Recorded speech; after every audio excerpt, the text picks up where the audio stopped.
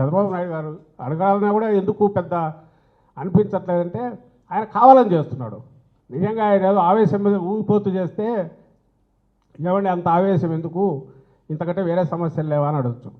కానీ ఆయన క్యాల్కులేటెడ్గా కోల్డ్ బ్లడెడ్గా ఒక పథకం ప్రకారము ఆయనకు తెలిసిన ఏకైక విద్య ఏదైతే ఉందో ఇలాంటి నాన్ ఇష్యూస్ను ఒక పెద్ద ఇష్యూ కింద చేసి విష ప్రచారం చేసైనా సరే ప్రజల తలల్లో గందరగోళము వాళ్ళ తలల్లో ఎక్కించి ఓ దుష్ప్రచారం చేసి ప్రత్యర్థుల్లో లేక ఇంకోరినో కార్నర్ చేసి కొట్టడం. అది ప్రతిపక్షంలో ఉంటే ప్రచారం జరిగి అట్టన్నా చేస్తారు, అధికారంలో ఉంటే కేసులు కూడా పెట్టి కార్నర్ చేసి కక్ష సాధింపులే కూడా దిగుతారు. ఇప్పుడు దాని మీద కేసు పెట్టి హైదరాబాద్ పోయి ఈయన అరెస్ట్ చేశారు. ఆయన సుదీర్ఘకాలం జర్నలిస్టుగా నాకు తెలిసి పొరపాటున కూడా అసభ్యకరమైన మాట్లాడడం అలవాట్లేదు. ఆయన ఇష్యూస్ మీద ఆవేశం ఉంటుంది కొమ్మినేనికి. ఆయన అన్ని సంస్థల్లో పనిచేశాడు. ఈనాడుతో మొదలుపెట్టాడు, ఆంధ్రజ్యోతిలో చేశాడు, ఐ థింక్ టీవీ5లో కూడా చేసినట్టున్నాడు, ఎన్టీవీలో చాలా కాలం చేశాడు. ఎన్టీవీ అంటే గుర్తొస్తుంది, అక్కడ నిష్పక్షపాతంగా డిబేట్ కండక్ట్ చేసి కరుగ్గా ఉంటాడు, కఠినంగా ఉంటాడు, అంటే ఎక్కడ స్పేర్ చేయడు, మొహమాటానికి పోడు.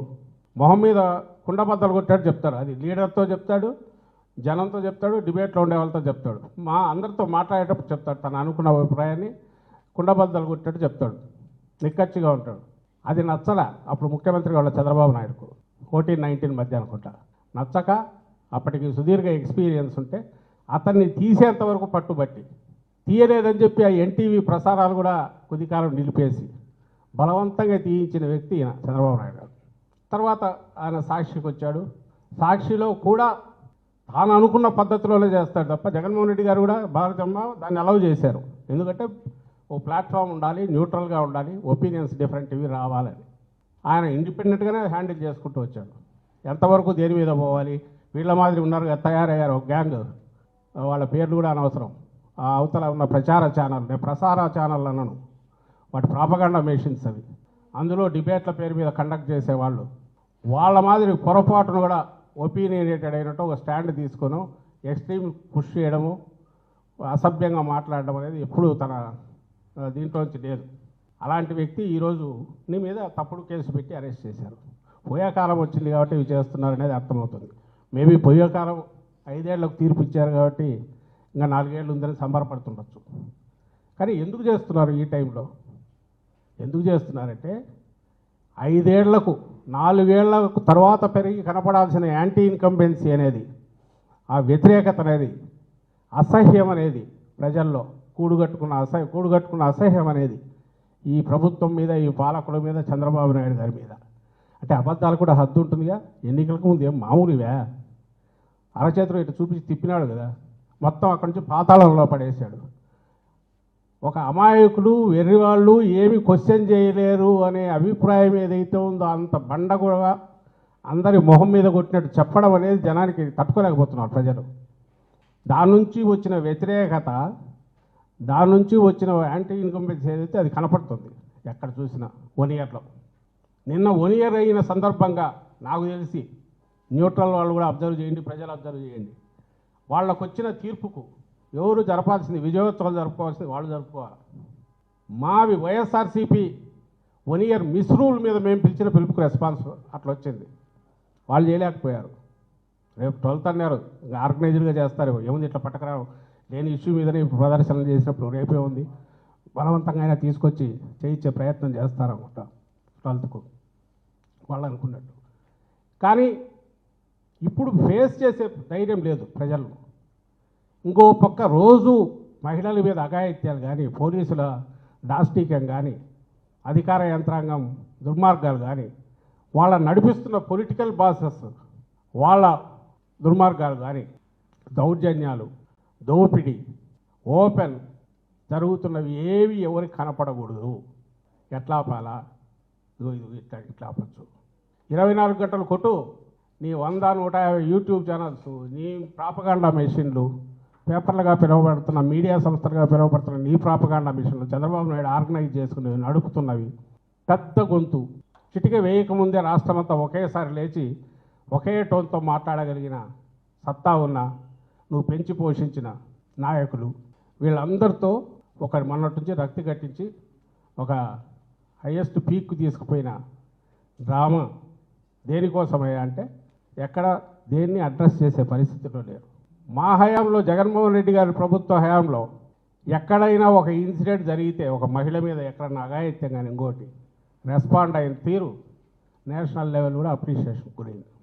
ఇమ్మీడియట్ ప్రభుత్వం స్పందించాల్సిన తీరు అంటే ఎట్లుండాలంటే ఇట్లుండాలని అవసరమైతే ఆ అఫీషియల్స్ మీద యాక్షన్ తీసుకోవడంతో పాటు మళ్ళీ రిపీట్ కాకుండా ఏం చేయాలనేది ఆలోచించడంతో ఇప్పుడు ఒక్క దగ్గర అలాంటి రియాక్షన్ కనిపిస్తుందా?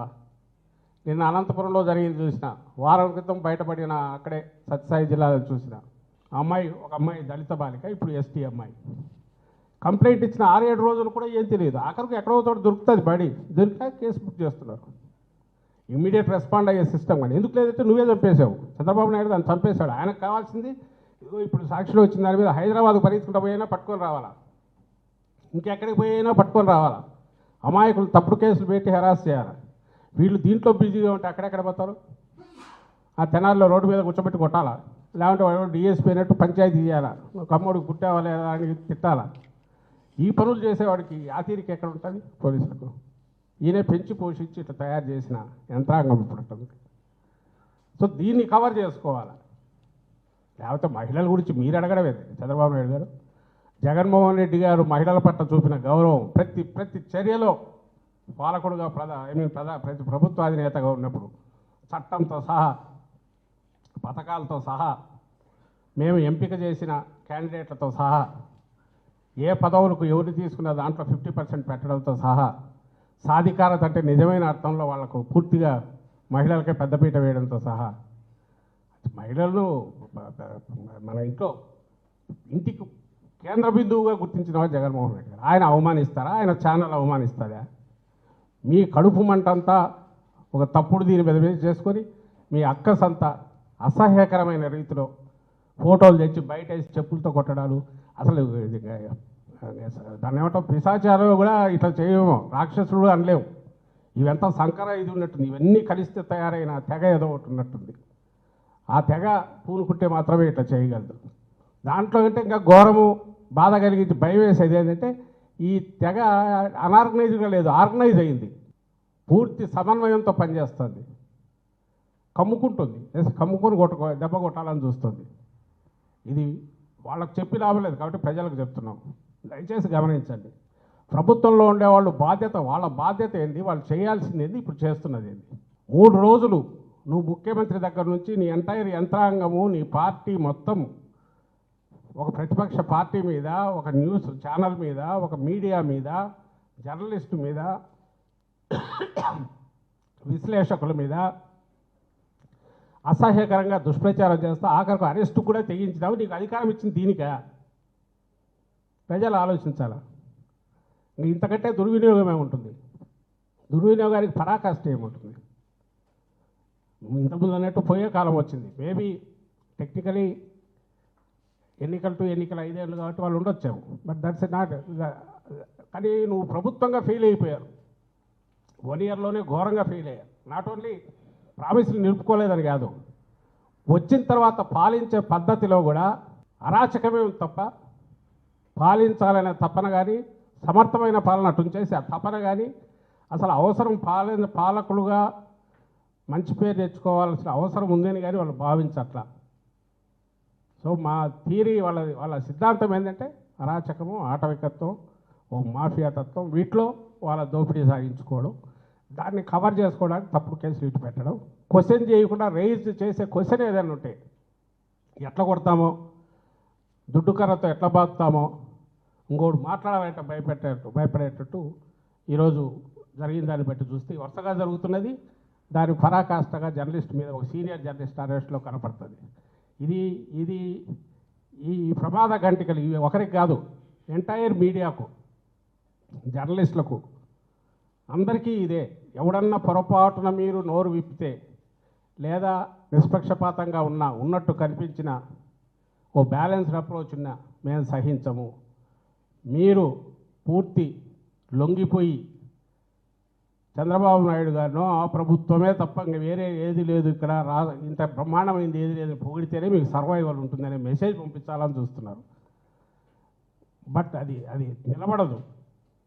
కానీ ఈ ఈ ఏదైతే భయానక వాతావరణం క్రియేట్ చేస్తున్నారో ఆ పరిస్థితి క్రియేట్ చేశారు.